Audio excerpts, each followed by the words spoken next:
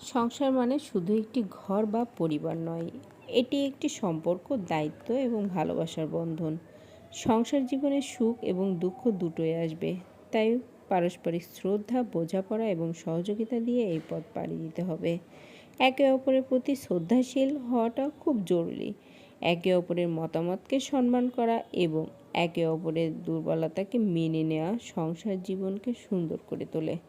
স্বামী স্ত্রীর মধ্যে বোঝাপড়া থাকা আবশ্যক। দুজনের মধ্যে সমস্যা নিয়ে খোলামেলা আলোচনা করা উচিত।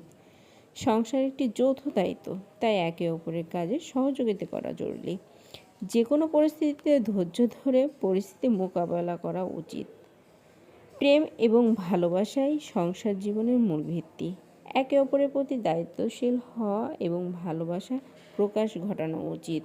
আর আমরা মেয়েরা যদি এটা বুঝি, তাহলে আমাদের সাংসারিক জীবন সুখের হয়ে উঠবে।